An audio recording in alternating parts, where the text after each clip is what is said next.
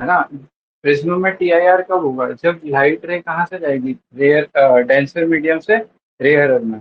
तो टीआईआर होने के लिए क्या होता है, जब ये 90 डिग्री का एंगल बनाता है रिफ्रैक्टिव, है ना, रिफ्रैक्टिव एंगल 90 होता है, तो ये वाला एंगल क्या हो जाता है, क्रिटिकल एंगल।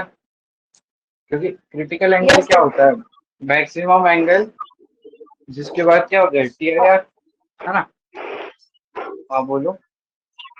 यस। नहीं।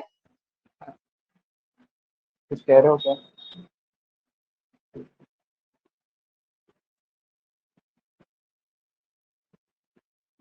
अब यहाँ से हमको ये वाला एंगल दिया हुआ होता है हर केस में, तो हम यहाँ से क्या लिख सकते हैं, A is equal to R1 + C, और सी क्या है, R1 - A। If C is greater than R1 - A, then TIR factor.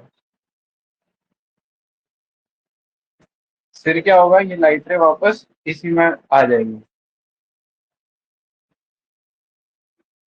समझ आती है इतनी बात, कुछ नई बात नहीं है, हमने सब पढ़ रखा है पहले।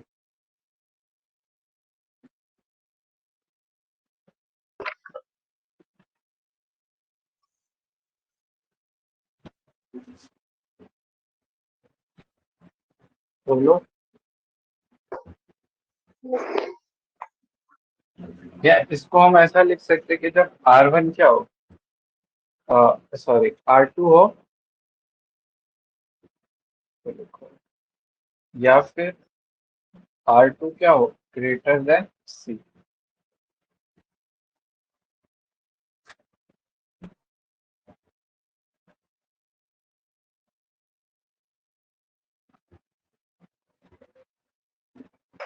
ना अब R2 को क्या डिफाइन करते हुए आ रहे हैं, ये वाला एंगल हमेशा R2 था पिछले वाले केसेस में सारा।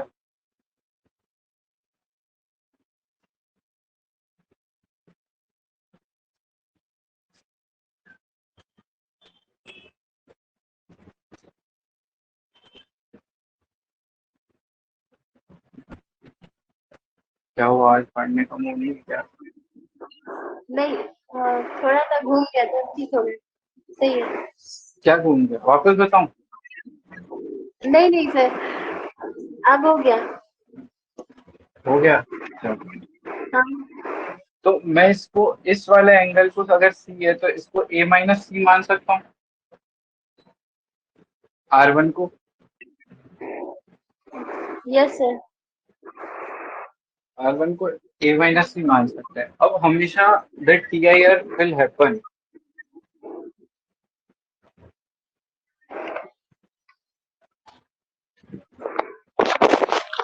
इफ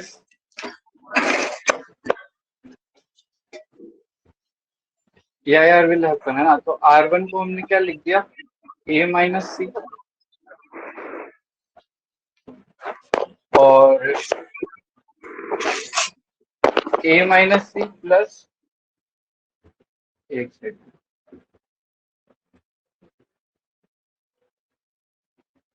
एक सेकंड।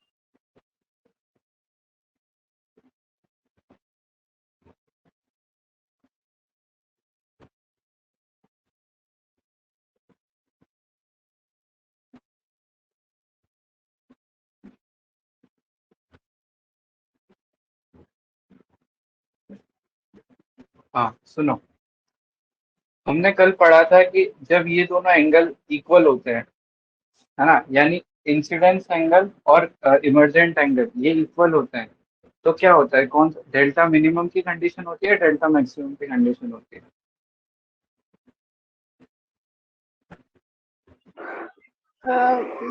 क्या सर? T I. जब आई इज इक्वल टू ई होता है, यानी R1 is equal to R2 होता है, ये जो कंडीशन होती है डेल्टा मिनिमम की होती है, डेल्टा मैक्सिमम की होती है?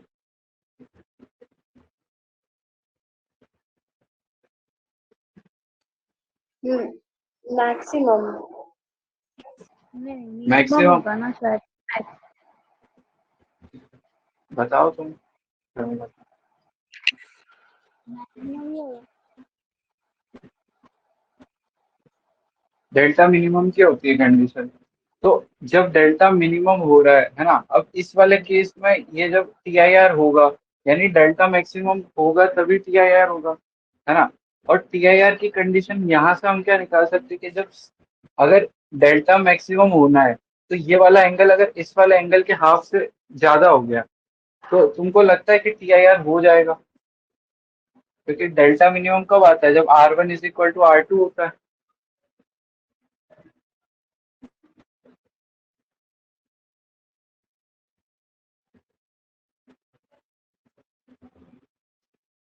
नहीं समझ आ रहा? मुझे नहीं आ रहा समझ में, ये बीच बीच में क्लास करना तो और भी नहीं आ रहा। अच्छा देखो, नहीं आ रहा है समझ, तो ये वाली लाइन को समझ लो बस कि if TIR is to be happen then C should be greater than A/2।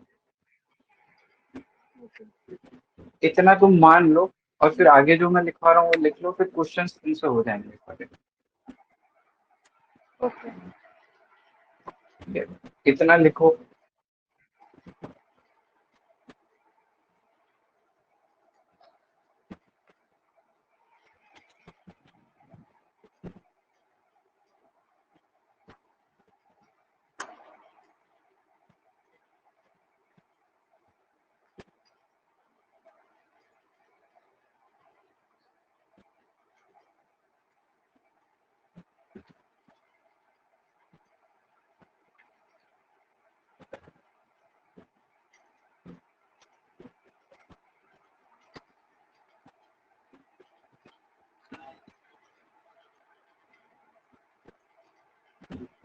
ये लिख रहे हो अभी, ये वाला लिख लिया क्या?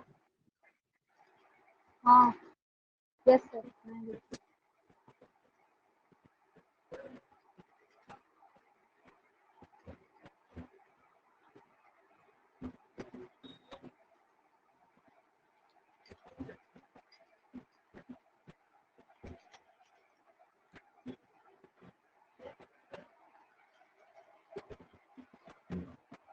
ये वाली कंडीशन है ना, जब ये ऐसा होगा तो TIR होगा।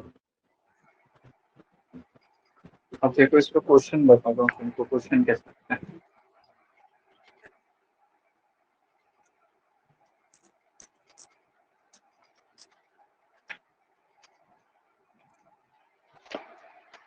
ये वाला हटा दो।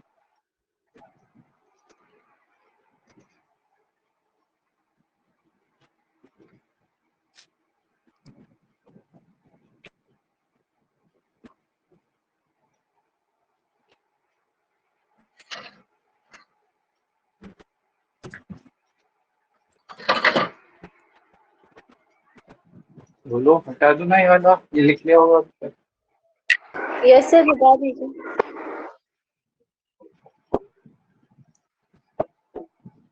फिर इसको क्वेश्चन आएगा, जैसे तुमको दिया हुआ होगा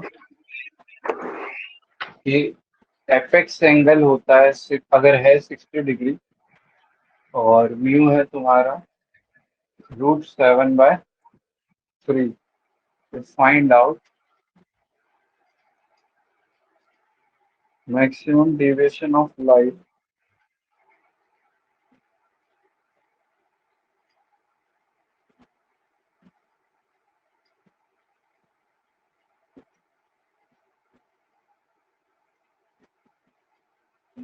through prism।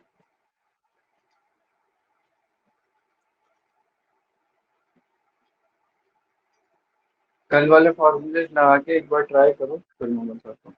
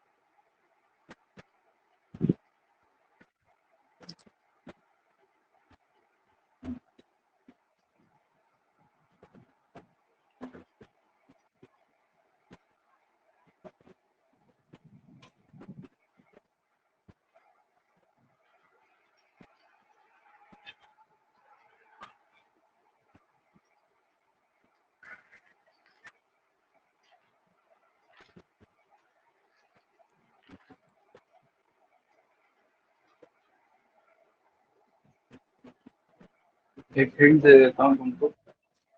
डेल्टा मैक्स कब होता है? जब आई मिनिमम होता है प्लस 90 माइनस 36।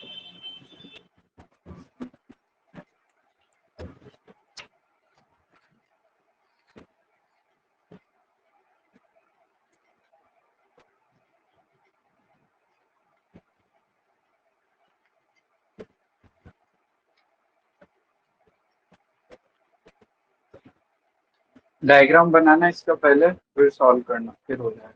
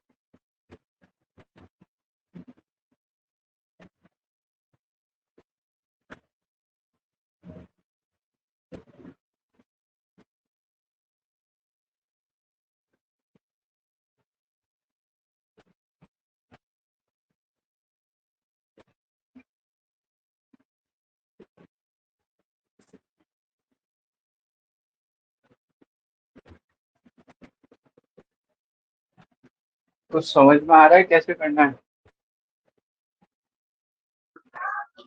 सर ए दिया हुआ है, हाँ तो ए और जो R1 R2 का सम होता है इज इक्वल टू ए। हाँ। तो जो ये R1 R2 दोनों एंगल इक्वल होगा ना? क्यों? क्यों?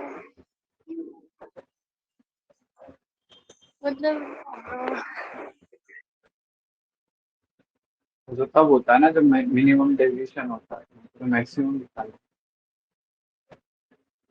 हाँ, चल देखो।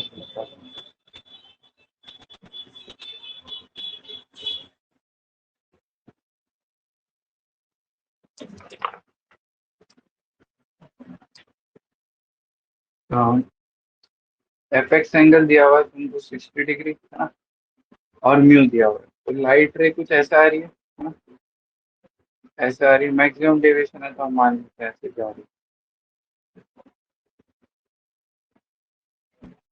अब यहाँ से ये एंगल सी है और ये एंगल इमर्जेंट है, ये आई मिनिमम है। कंडीशन होती है ना मैक्सिमम डेविएशन की कि आई मिनिमम होना चाहिए तभी ऐसा होगा। चलो, तो हमको जितना दिया हुआ उससे हम निकालने की ट्राई करते हैं। इस वाली सरफेस पे अगर मैं स्नेल्स लॉ लगाऊंगा तो mu sine C is equal to, ये 90 होगा तभी मैक्सिमम डेविएशन आएगा, यस सर। है ना, कल पढ़ाया था साइन 90। अब यहाँ से साइन सी की वैल्यू आ गई हमारे पास, क्या आ गई 1/μ। 1/μ। म्यू की वैल्यू दे रखी है तुमको, तो sine C is equal to √3/7। अब एक ट्राइंगल में ये सी एंगल है, तो परपेंडिकुलर अपॉन हाइपोटेनियस, तो ये √3 और ये √7, है ना। Yes sir. अब हमको आई मिनिमम निकालना है, हमको क्या निकालना है, मैक्सिमम डेविएशन, तो हमको ये वाला एंगल और निकालना पड़ेगा। तो यस सर। मैक्सिमम डेविएशन के लिए एक तो सी यहाँ से आ जाएगा, कितना आ जाएगा, साइन इनवर्स कुछ कुछ आएगा, यानी एंगल नहीं आएगा ना। एक हम यहाँ से रिलेशन फाइंड करते हैं, sine I minimum is equal to mu sine, ये वाला एंगल A-C हो जाएगा। यस सर, हो जाएगा। साइन A-C लगाओ। अब यहाँ से फॉर्मूला लगाओ साइन A-C का, बताओ क्या होता है।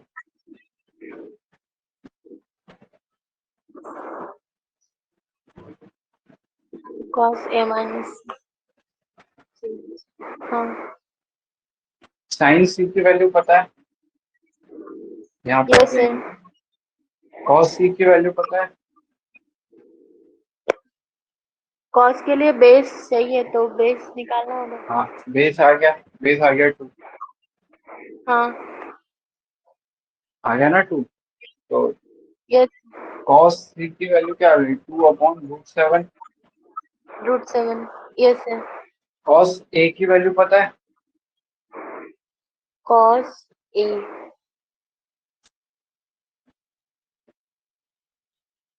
ए दिया हुआ है हाँ, 60। ना। साइन ए की वैल्यू पता है, तो ये सारी वैल्यू पता है हमको, तो यहाँ से साइन आई की वैल्यू निकाल सकता हूँ मैं।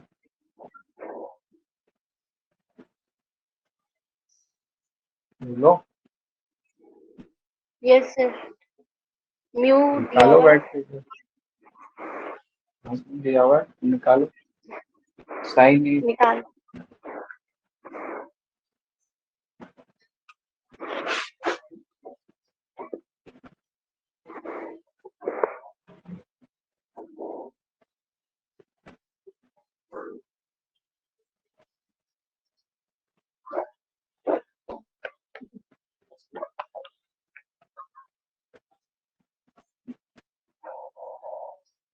अब मैं डायरेक्ट काट दूं यहाँ से, देखो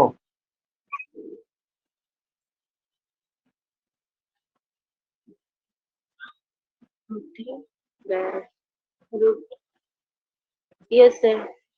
समझ आया, sign I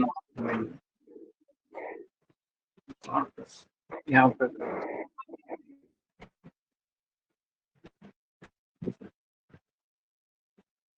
sign I minimum कितना हो जाएगा, 2/2 1, 1 माइनस हाफ, 1/2, और आई यस मिनिमम सर। की वैल्यू क्या आ गई, आई मिनिमम की वैल्यू आ गई हमारे पास 30।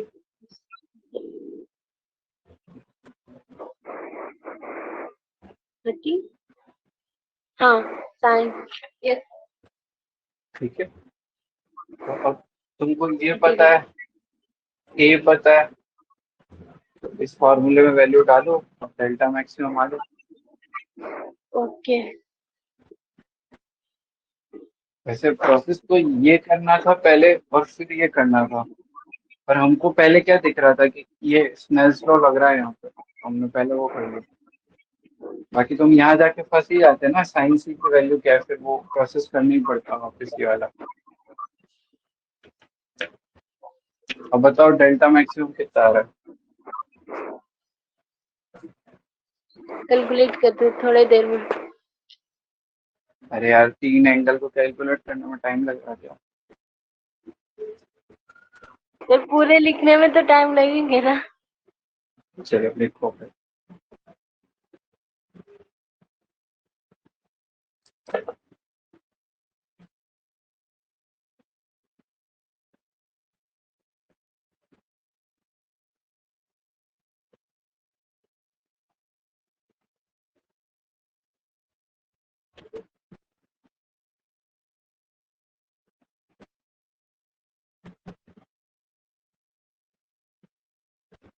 अच्छा, अगर इसी क्वेश्चन में मैं तुमको पूछ लूँ कि मिनिमम डेविएशन कितना होगा तो तुम बता सकते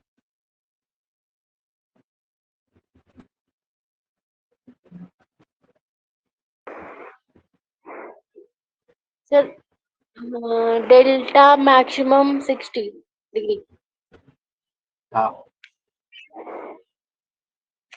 ठीक है, डेल्टा मैक्सिमम तो सही है। मैं क्या पूछा इसमें, अगर मिनिमम डेविएशन पूछ लूँ मैं तुमसे तो तुम बता सकते हो क्या? डेविएशन। मिनिमम डेविएशन, अभी मैक्सिमम का क्वेश्चन था। हाँ तो मिनिमम का फॉर्मूला लगाना होगा।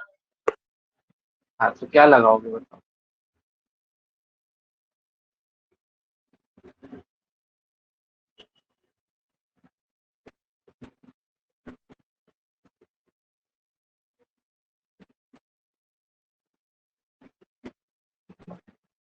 टू।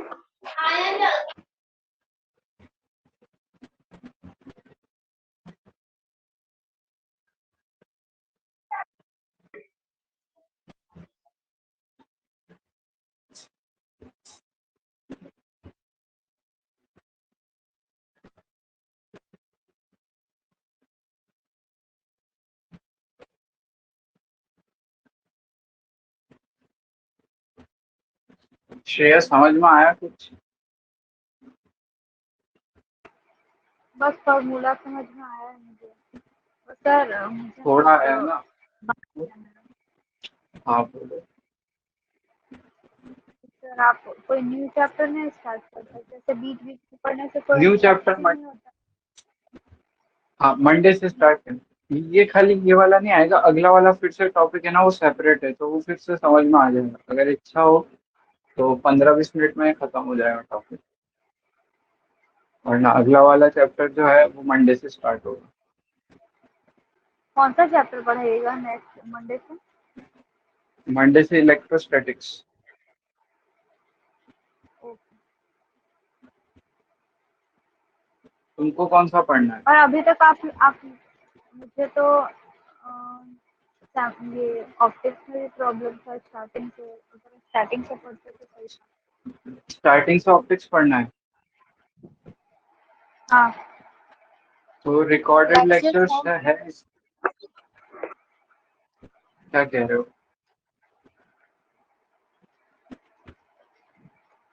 सर वो लेक्चर्स तो है ही तो। हाँ लेक्चर्स है, उन लेक्चर्स को देख के अगर समझ नहीं आता तो डाउट पूछ लेना। हाँ बाकी ये वाला चैप्टर फिर से तो अभी नहीं हो पाएगा। हाँ टारगेट ईयर कौन सा है? मेरा टारगेट ईयर 2023 है। 23 है ना, तो अभी जैसे 11th भी पूरी स्टार्ट होगी 25 से, और 12th भी वापस स्टार्ट होगी मंडे से। तो तुम वो वाला बैच ज्वाइन कर सकते हो दोनों, और दोनों पढ़ सकते हो। हाँ मैं कर लूँगी। बाकी रिकॉर्डेड लेक्चर्स तो पढ़े हुए हैं पुराने लेक्चर्स के, ये भी देख सकते वो हो। पुराना लेक्चर सर पढ़ने में एक्चुअली लाइव पढ़ना है तो फिर ये वाला चैप्टर तो वापस 9th नंबर पे आएगा दूसरे वाले बैच में। जो बैच स्टार्ट होने वाला है उसमें। हाँ ठीक है।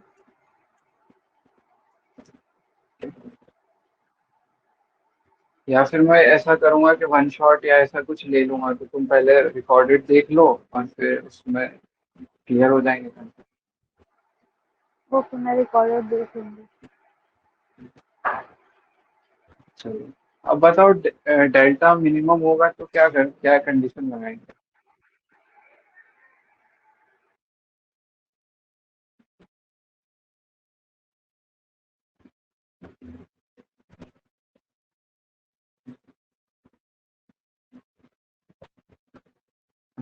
वो अच्छा, ये हो गया क्या, इसको बताओ। यस सर, हो गया।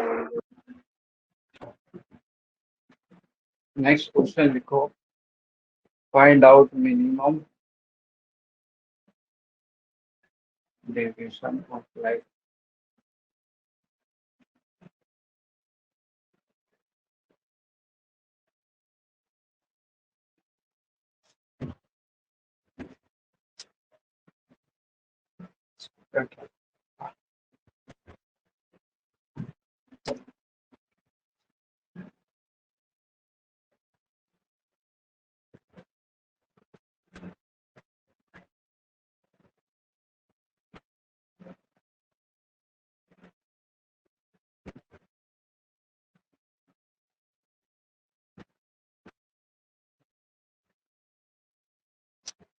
चलो अब बताओ।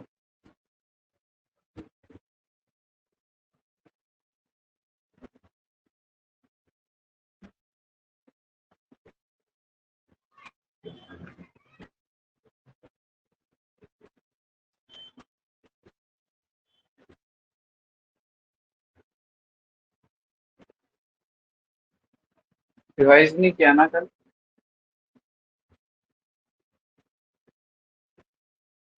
क्या? अंजलि, रिवाइज नहीं किया ना कल? No sir.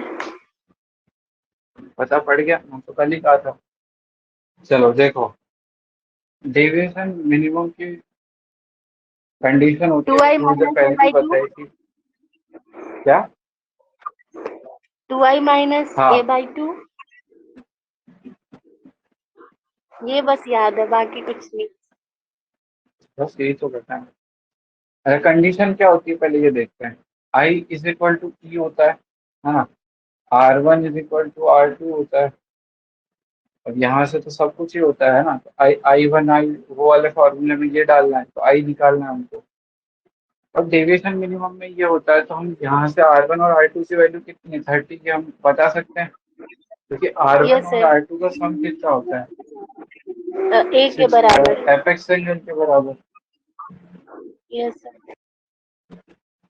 हाँ, ये हमने बता दिया। अब यहाँ से sine I is equal to mu sine R1, और साइन आई की वैल्यू क्या होगी? √7/√3 साइन 30 की वैल्यू 1/2। 1/, हाँ। तो आई यहाँ से क्या आ जाएगा? साइन इनवर्स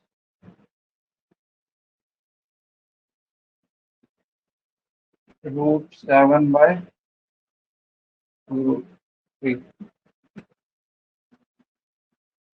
है ना? यस अब सर। लगा दो डेविएशन, या फिर ऐसे भी निकाल सकते हैं। आई यहाँ से आ गया, R1 हमको पता ही है। तो ये रे कैसे जा रही थी? ऐसे, और अब जा रही है ये ऐसे। तो ये वाला एंगल होता है डेविएशन, ये वाला एंगल हो जाएगा 60, ये वाला हो जाएगा 60।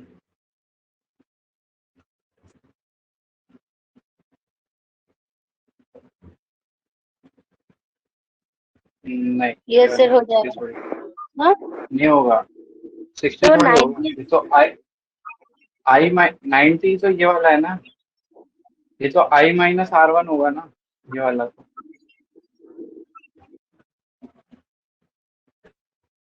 ये वाला I-R1 अब ये बड़ा हो जाएगा, और ये वाला I-R2, तो I-R1 प्लस I-R2। देखो इसको मैं और एनलार्ज करके बताऊं क्या? दिख तो रहा नहीं होगा, मेरे को पता है। नहीं दिख रहा है ना ये वाला? R1 R2। हाँ, ऊपर वाला थोड़ा नहीं दिख रहा है।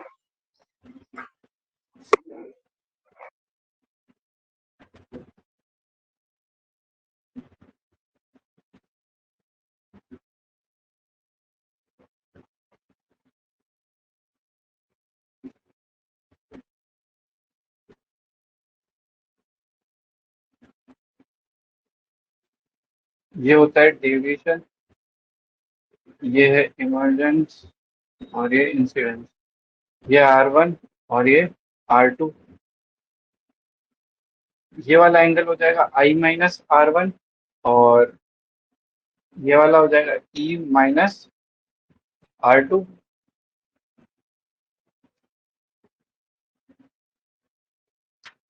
अब तो दिख रहा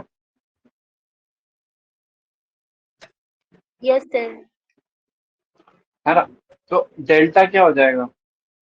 delta is equal to I-R1 plus E-R2। यहाँ से एक्सटीरियर एंगल प्रॉपर्टी से ट्राइंगल में देखो, इस वाले ट्राइंगल का एक्सटीरियर एंगल है डेल्टा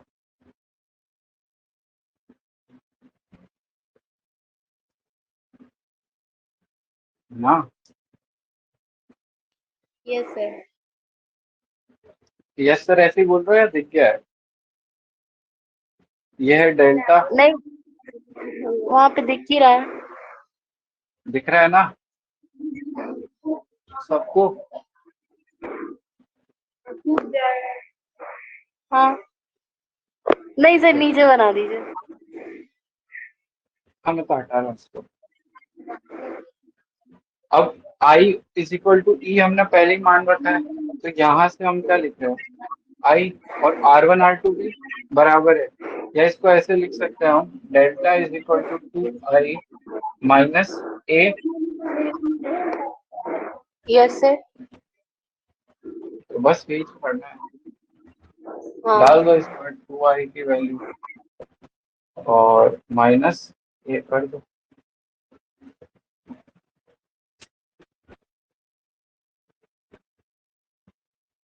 ओके। ये समझ में आया क्या? यही है समझने वाली चीज, बाकी वो तो 2 मिनट में हो जाएगी। यस सर, वो आ गया। तुम जो बता रहे थे ना, वो तब था जब ये एपेक्स एंगल क्या है, बहुत छोटा है।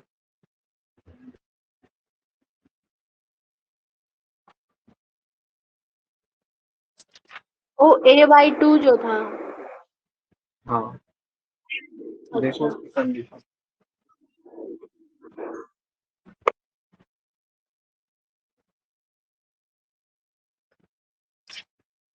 जैसे A/2 मैंने लिखवाया नहीं है शायद कहीं तो। और जिसमें लिखवाया था उसमें एंगल जो था एपेक्स एंगल, वो बहुत स्मॉल था। चलो इसका आंसर बताओ फटाफट, क्या बताना है, ये सब दिख ही रहा है।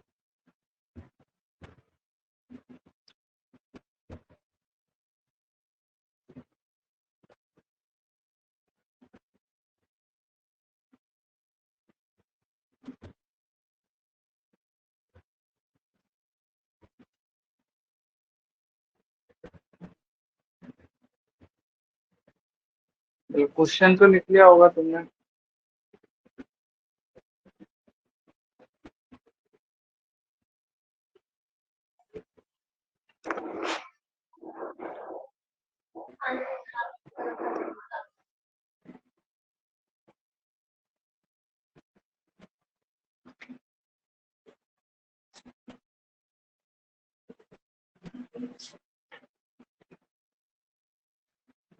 एक बार क्वेश्चन आ गया था ऐसा, जेई में आया था या नीट में, वो कोई याद नहीं।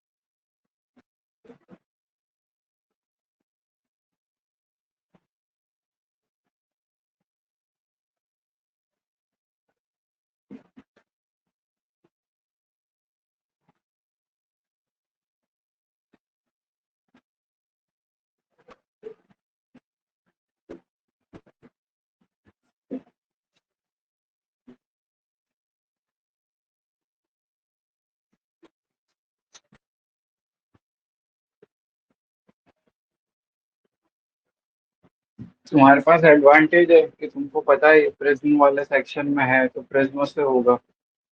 अब क्वेश्चन पेपर में आ जाए तो पता ही नहीं पड़ता है चैप्टर में कौन से चैप्टर से आया।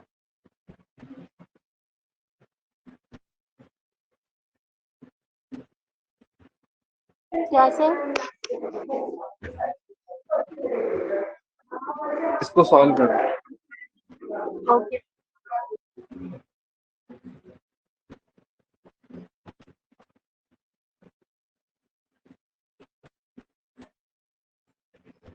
कैसे करोगे ये बताओ पहले।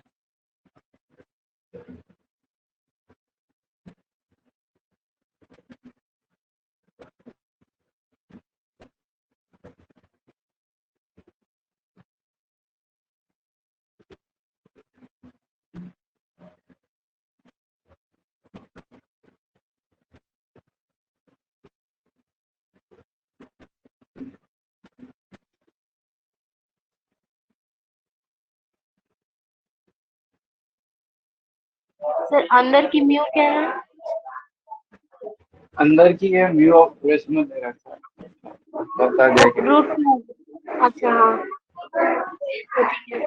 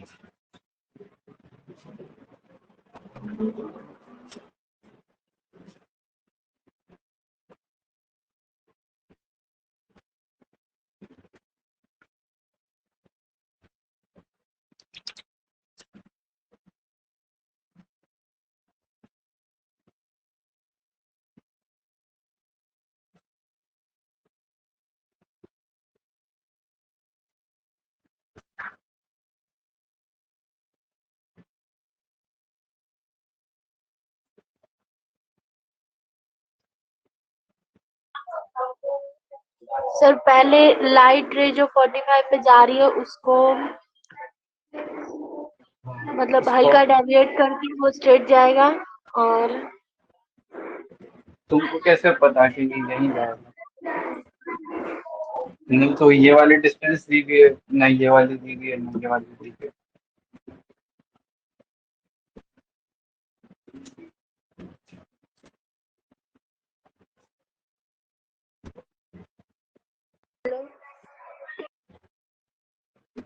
हाँ बोलो। और ये सर क्या बोल रहे थे? बोल रहा हूँ तुमको कैसे पता कि इसी सरफेस पे जाएगा, इधर भी तो जा सकता है। तुमको ये थोड़ी दिया हुआ है इसकी लेंथ क्या है या इसकी लेंथ क्या है। अच्छा, ये किस लिए? हाँ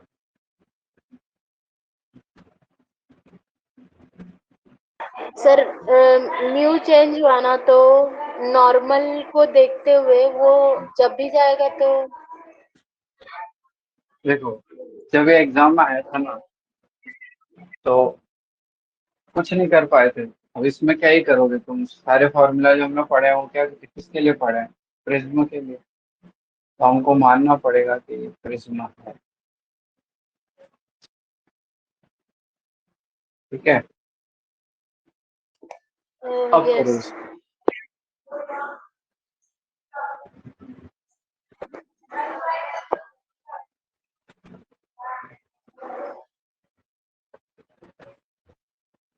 ये एडवांस में आया था आईआईटी की।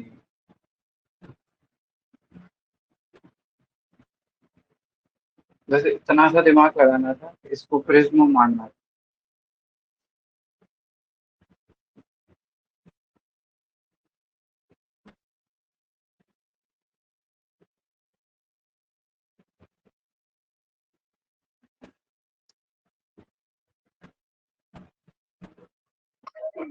अब एंगल इसको ए फटाफट से। 110 डिग्री।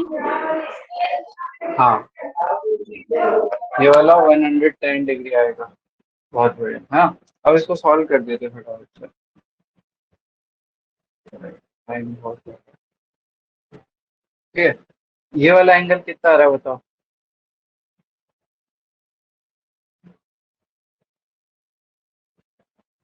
वो एंगल 30। हाँ 30 कैसे? लगाओ ना यार फॉर्मूला, कैसे करते। Sine 45 is equal to √2 sine R1 अच्छा हाँ 1/√2 into √2 is equal to sine R1 R1 is equal to 30। आ गया। ये वाला एंगल आ जाएगा हमारे पास 80 डिग्री।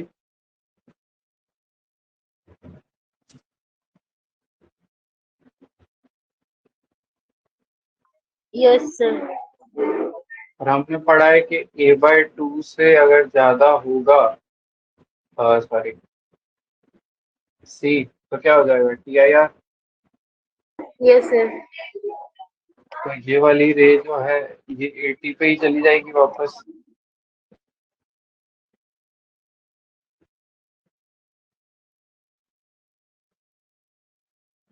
और इसमें ज्योमेट्री लगेगी खतरनाक वाली, है ना। वापस इसको अच्छे से बना लेते हैं।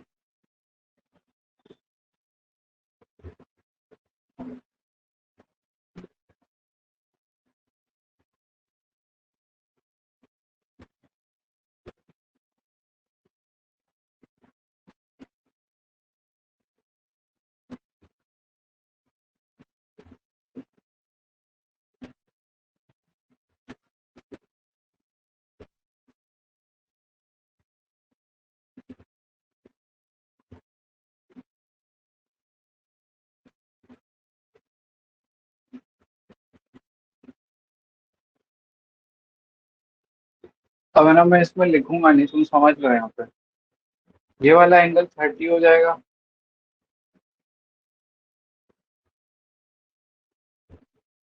देखो ये 80 था,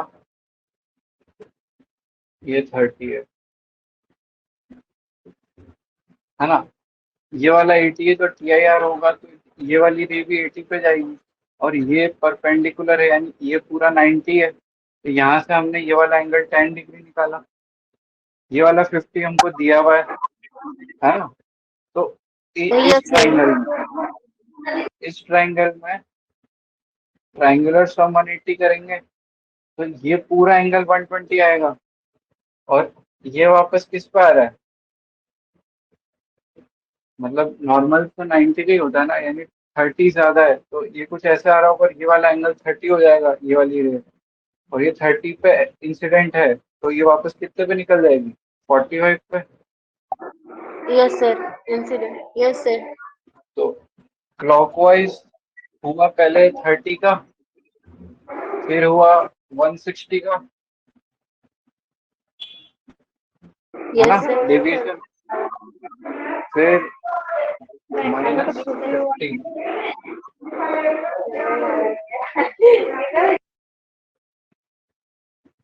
ठीक है।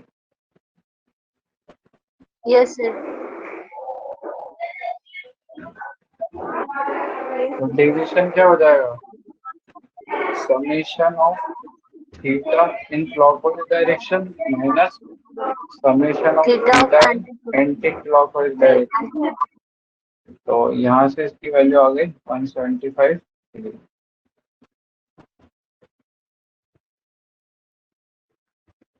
Yes sir. लिख लो फटाफट। और अगली हेडिंग डालो, लेंस।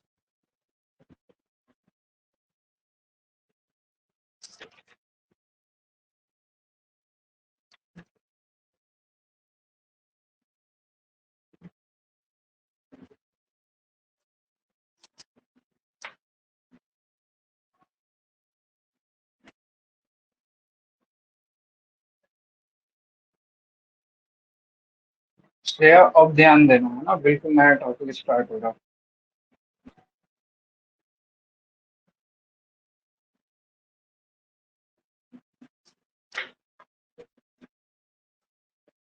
Okay sir.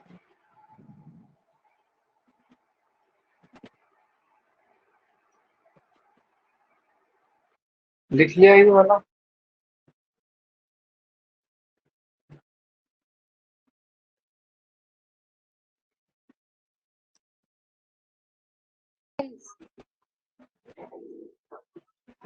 पहला होता है थिक लेंस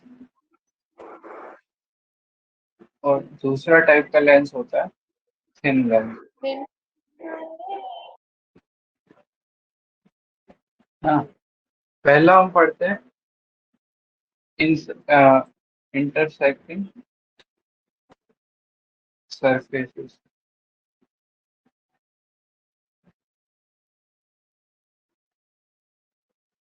तो इसमें कौन कौन से आते हैं वो मैं बताता हूँ। जैसे ये एक स्फीयर है और ये एक और स्फीयर इंटरसेक्ट हुआ, तो ये वाला जो लेंस बनेगा इसको बोलेंगे हम बाई कॉन्वेक्स लेंस, लेंस। है ना। ये वाले लेंस की क्या खासियत है कि सेंटर से क्या है, ठीक है।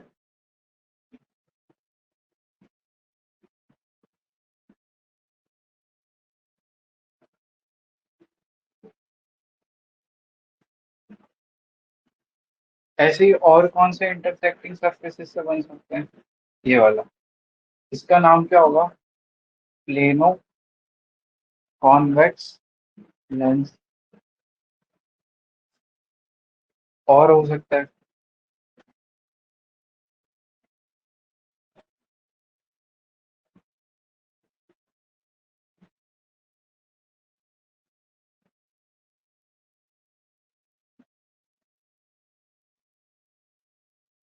ये वाला, इसका नाम क्या होगा, कॉन्वेक्सो कॉन्वेक्स सॉरी कॉनकेवो कॉन्वेक्स लेंस।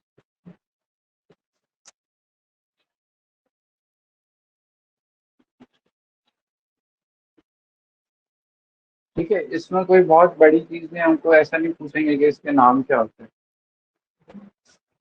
पर ऐसा आ सकता है कि एक बाई कॉन्वेक्स लेंस रखा हुआ है, उसके फिर दे दी कि इससे डिस्टेंस इतनी है या उतनी है। हाँ, तो ऐसे क्वेश्चन आ सकते हैं। सेकेंड टाइप का होता है नॉन इंटरसेक्टिंग।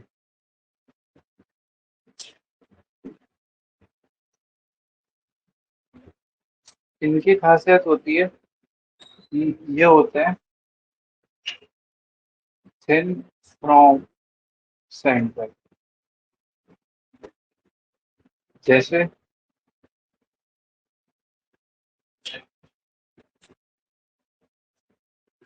ये वाला पार्ट, इसका नाम क्या होगा, बाई कॉनकेव लेंस या कॉनकेव लेंस। और ऐसा हो सकता है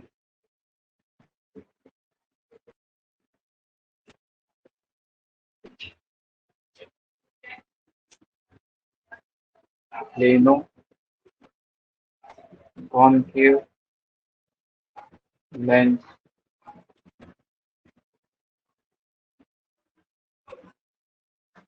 ठीक है, सर वो पहले तो 2 ही लेंस पड़े थे, उसमें भी बट गया, मतलब बहुत सारा। हाँ देखो अभी धीरे धीरे समझ में आएगा कि ऐसा मैंने क्यों लिखा। क्वेश्चंस वगैरह करेंगे ना, ये क्वेश्चन कल भी पूछना मुझसे, ठीक है। एक ऐसा भी हो सकता है,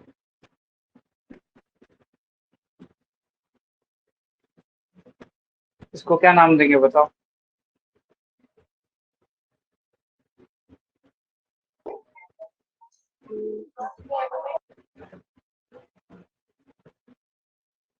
इसको क्या, पता नहीं सर।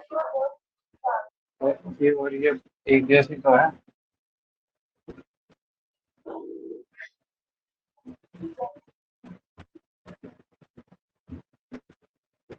नहीं है? हाँ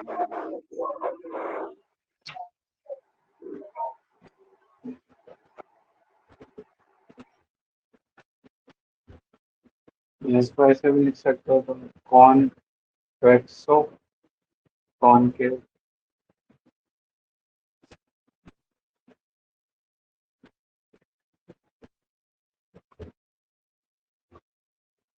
देखो ये याद रखना है हमेशा कि जो बीच से क्या हो, पतला हो, उसको हम क्या बोलेंगे? Concave lens, concave lens, concave lens. और बाकी जो दूसरी सरफेस है उसको आगे लगा दो प्रीफिक्स में।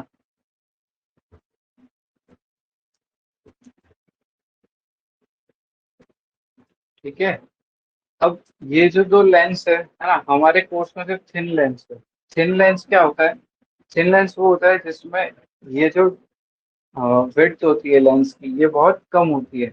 ऐसा क्यों हम इसमें लेते हैं? ताकि हम जो फॉर्मूले डिराइव करेंगे उसमें जो यू वी और आर जो भी होगा, है ना, उस वो वैलिडेट हो जाता है सिर्फ थिन लेंस में। थिक लेंस जब आ जाता है तो फिर बहुत सारी चीजें होती है वो हमारे कोर्स में नहीं है। ठीक है, तो इसको बनाओ, फिर एक लाइन लिखो, thin lens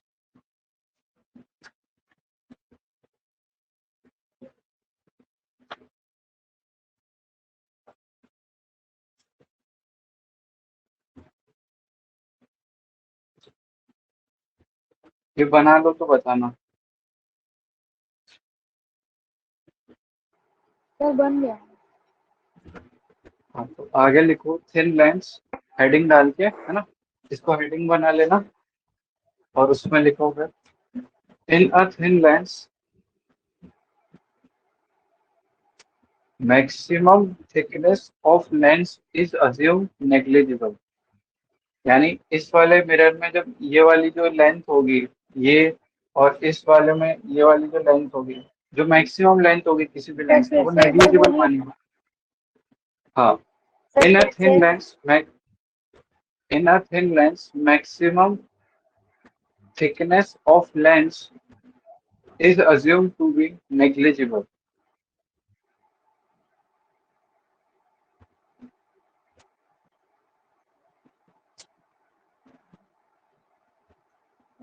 In a thin lens, thickness of lens is assumed. In a thin lens, maximum thickness of a lens is assumed to be negligible. This enables us. This enables us to assume for all optical calculation. To assume for all optical calculation, u and v to be same from either of two surfaces. U and V same from either of two surfaces. कहना क्या चाह रहा है ये, कि जब हम maximum thickness, जैसे मान लो ये वाला लेंस पड़ा हुआ है ना, ये वाला लेंस पड़ा है किसी प्रिंसिपल एक्सिस पे। अब इसकी थिकनेस अगर हमने ये नेग्लिजिबल मानी है, तो U और V की जो डिस्टेंस है दोनों सरफेसेस से, वो, अगर ये dx है ना, तो U में अगर मैं dx ऐड भी कर दूं तो ये U ही रहेगा। और ऐसे ही अगर v में मैं dx ऐड कर दूं तो ये v ही रहेगा। ऐसा होता है तो क्या होता है, हमारी कैलकुलेशन जो है वो सही आ जाती है। मतलब ये जो थिकनेस होगी इस पूरे चैप्टर में इस लेंस की, वो नेग्लिजिबल होगी, ऐसा हमको मानना है। Okay sir. जब तक क्वेश्चन में थिक लेंस का नाम ना दिया हो तब तक।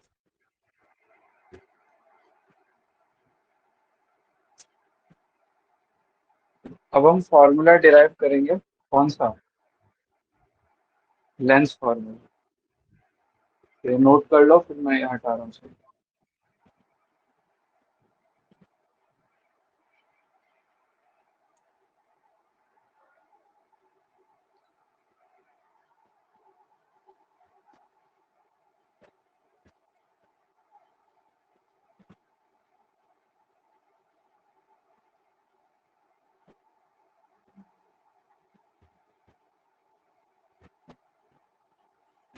सर आज लिख 10 लिया वो? बजे क्लास खत्म हो सकती है?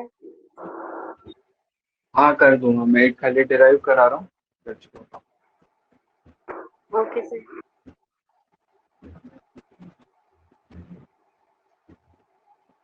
चलो ये लिख लो एक बार जल्दी। हो गया। ये तो हो गया होगा ना। तो हम डिराइव करते हैं फॉर्मूला कौन सा, लेंस फॉर्मूला। अभी हमने मिरर फॉर्मूला डिराइव किया था, फिर रिफ्रैक्टिव सरफेस वाला फॉर्मूला डिराइव किया था। जब रिफ्रैक्टिव सरफेस हो, सॉरी, जब स्फेरिकल सरफेस हो और दोनों का मीडियम चेंज हो, वो वाला फॉर्मूला भी डिराइव किया। अब हम आज डिराइव करेंगे lens formula.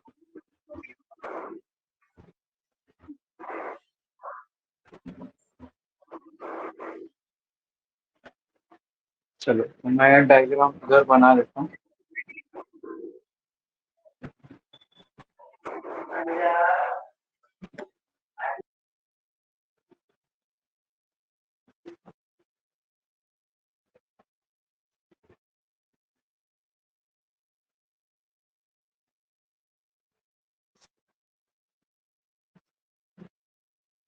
Mu of lens, mu of surrounding, mu of surrounding. अब इन दोनों का क्या है, म्यू चेंज है, तो हम कौन सा फॉर्मूला लगाएंगे?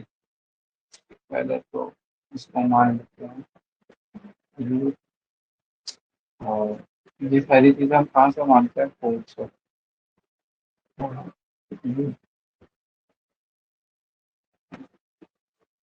तो according to mu2 minus mu1 upon u v is equal to mu2 minus mu1 upon r। ये फॉर्मूला हमने डिराइव किया था। यस अब सर। इस वाली सरफेस की रेडियस है r1, इस वाले की है r2। अब मैं फॉर्मूला लगाऊंगा तो mu2 क्या हो जाएगा इस वाली सरफेस पर, mu L. Yes sir, mu two. Mu L upon V one minus mu mu S upon U is equal to mu L minus mu S upon r1। R1। Yes sir. First equation. Second equation में इस वाली surface पे लगाऊंगा। Yes sir. तो mu mu S S upon upon V2 V minus final minus mu two upon mu,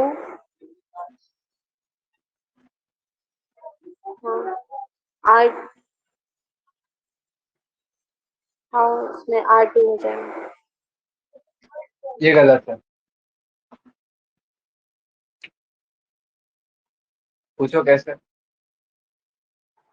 कैसे? गलत है। यहाँ पे माइनस साइन नहीं लगता। ओह हाँ, हाँ वो छोटी सी चीज नेगेटिव है, भूल जाते हैं। है। आर क्या है अकॉर्डिंग टू साइन कन्वेंशन, ये वाली आर क्या मानी जाएगी, नेगेटिव। नेगेटिव। हाँ, यस सर। ये हो गई इक्वेशन 2। अब हम क्या करते हैं, इनको ऐड कर देते हैं।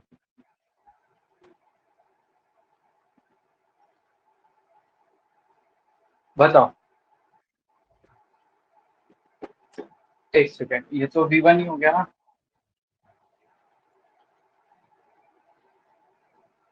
तो ये दोनों कैंसिल हो जाएंगे इधर से, क्या आ जाए, mu S upon V minus mu S upon U is equal to mu L minus mu S upon, देखो वन यहाँ पे बाई भी मैं आर माइनस वन कॉमन, यहाँ पे मैं हाँ। माइनस ऊपर मल्टीप्लाई, यहाँ यस पे सर। मैं मल्टीप्लाई ऊपर कर देता हूँ, तो इसको मैं ऐसे लिख सकता हूँ mu L minus mu S, है ना। Yes sir. यह कर दो, पर तुम इसको एक और लाइन में तो वो लिखना, कैंसिल। इसको दो बार लिखना तुम और फिर एक बार सॉल्व करना, है ना। तो क्या था यहाँ पे, म्यूएस माइनस म्यूएस, है ना। अगली लाइन में इसको सॉल्व करके लिखना, क्योंकि फिर बाद में पढ़ोगे तो समझ नहीं आएगा। R1 + 1/R2।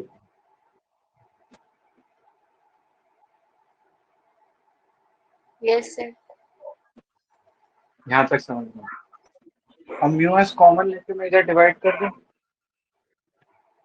Yes sir. तो 1/V -1/μ is equal to μL/μS -1, 1/R1 + 1/R2। और हम एक चीज और डिफाइन करते हैं, mu relative is equal to mu of lens upon mu of surrounding. तो यहाँ से मैं क्या लिख सकता हूँ अगली लाइन में, 1/म्यू is equal to mu relative -1/1/R1 + 1/R2।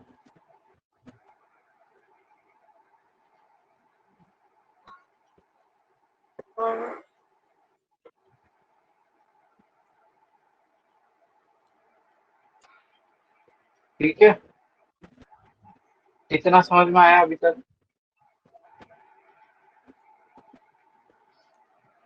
Shreya, yes Anjali, sir. समझ में आया? यस ठीक है, ये लिख लिया।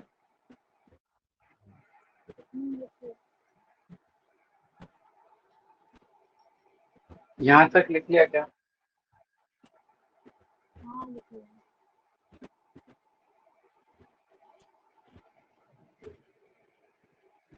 स्क्रीनशॉट ले ली। स्क्रीनशॉट तो फोन में ही रह जाएगा। नहीं, कॉपी में लिखती हूँ उसे।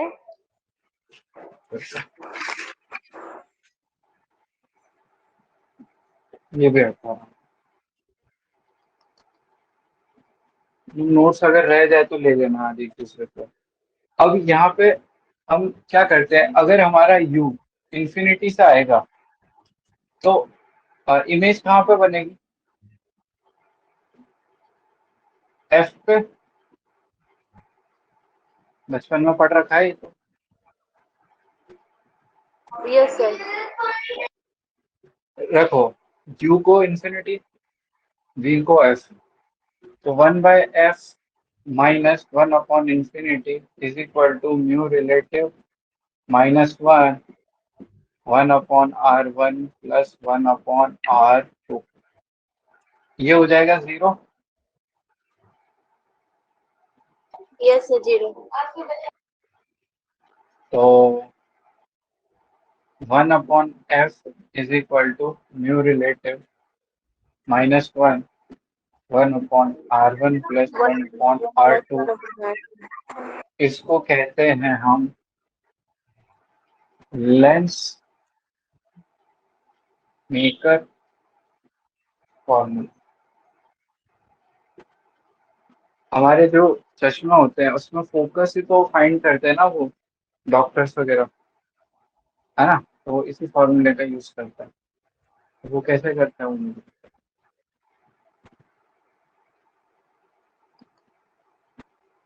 हमको जानना भी नहीं कैसे करते, बाद में पढ़ेंगे। सारी डॉक्टरी अभी थोड़ी करनी है।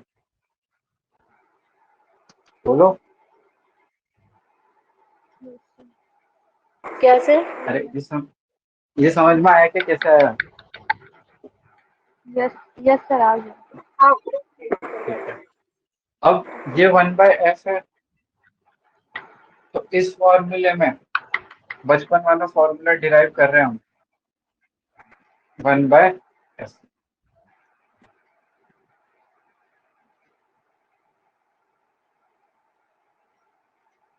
बचपन में पढ़ते थे ना 9th 10th में ये फॉर्मूला, और बोलते थे याद कर लो। Yes sir. आज हमने डिराइव कर लिया। हाँ। ठीक है, अपने जूनियर्स को यस समझा सर। सकते हो कैसे होता है।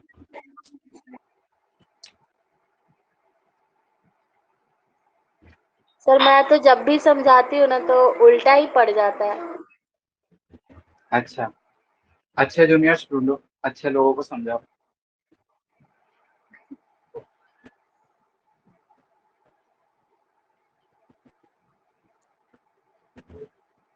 अब इस पे एक छोटा सा क्वेश्चन कर लो ताकि पता पड़ जाए फॉर्मूला लगाना कैसे, है ना, कोई छुट्टी। तो ये नोट कर लिया हो तो मैं हटा के क्वेश्चन लिख दूँ। देखने लग जाए। लिख लिया? बहुत अच्छे। हाँ लिखिए। ये वन मतलब एयर है यहाँ पे, इसका रिफ्लेक्टिव इंडेक्स मान लो √2, यहाँ पे R1 मान लो 30, यहाँ मान लो 20 sample.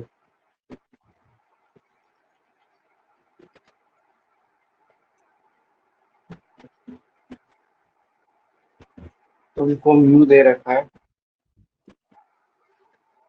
6। if an object is placed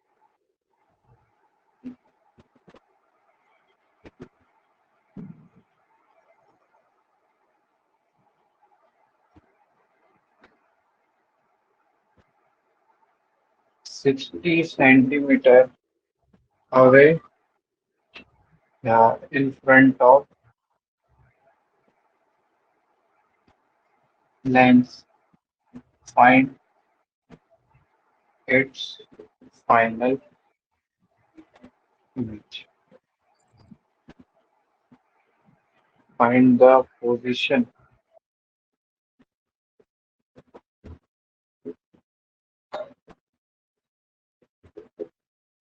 of final image. चलो जल्दी से फाइंड कर लो। जाओ, ये 30 है। हाँ,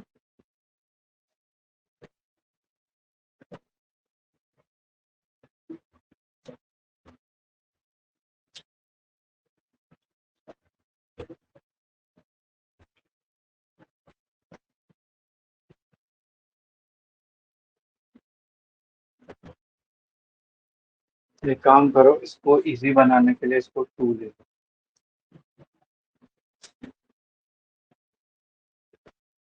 क्या?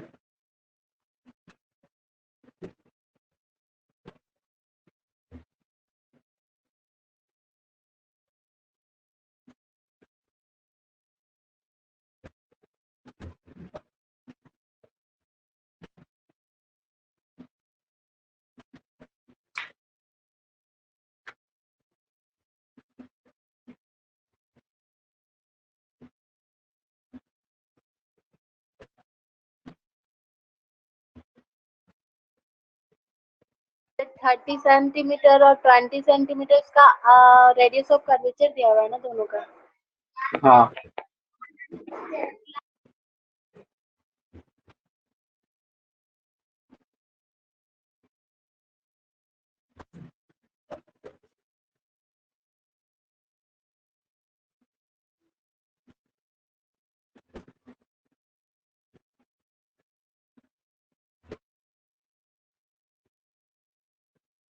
अच्छा, ये वाला टॉपिक तो समझ में आया होगा ना?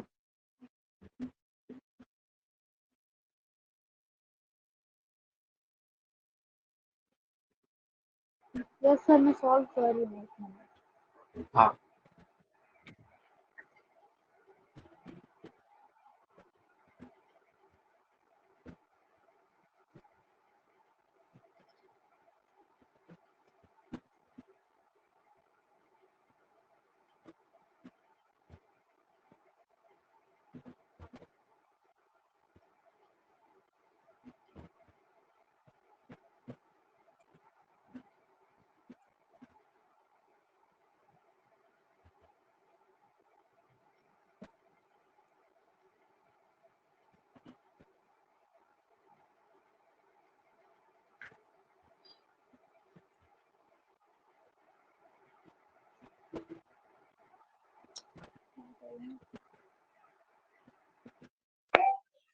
ट्वेल्व सेंटीमीटर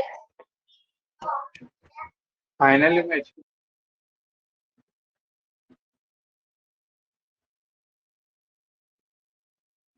ओ नहीं, फाइनल, एक मिनट।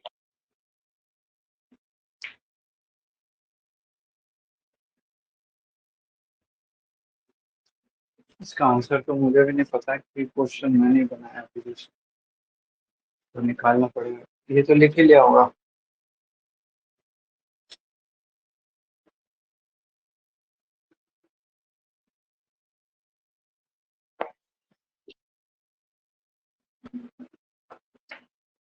सॉल्यूशन देखते हैं हम। 5 सेंटीमीटर। क्या कुछ नहीं है कुछ।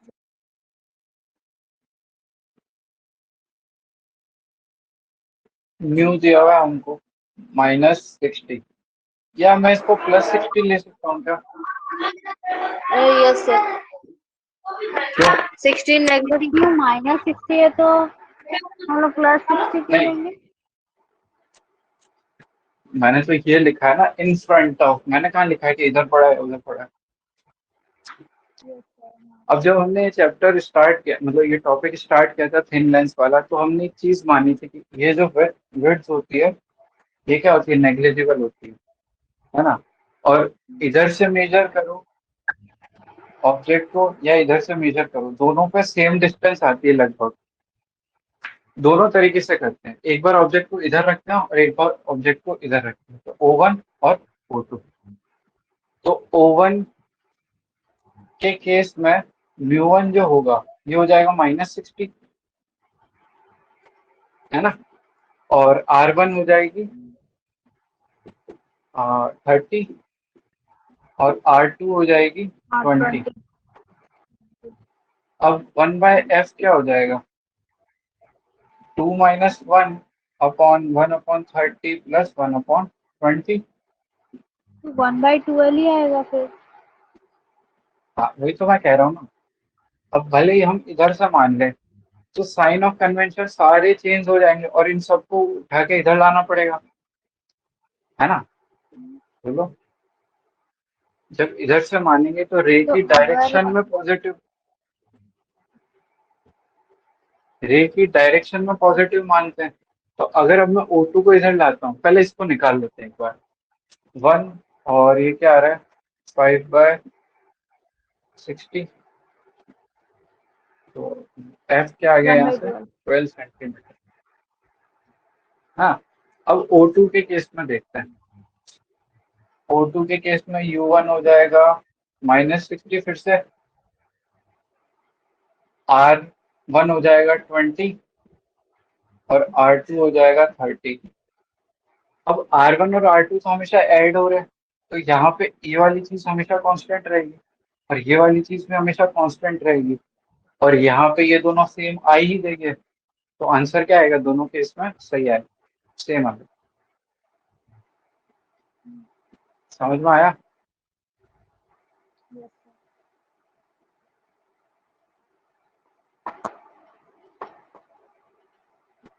तो 10 बजे है समझ क्लास में है आया? सर।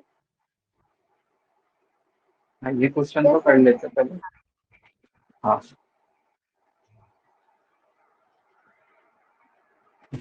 1/v -1/-60 = 1/12।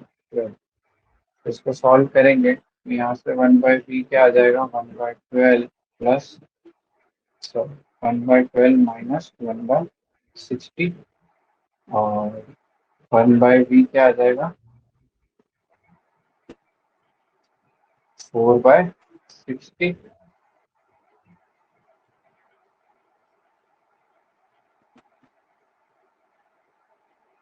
और यहाँ से v की वैल्यू आ जाएगी 15 सेंटीमीटर।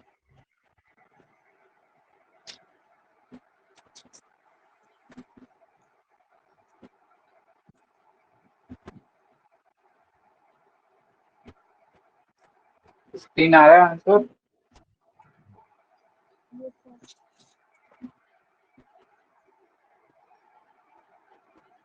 चलो, कोई डाउट है तो पूछ लो, और पढ़ के आना थोड़ा सा। लेट क्लास में अगर कोई डाउट आता है सर तो पहले पूछ लेना फिर।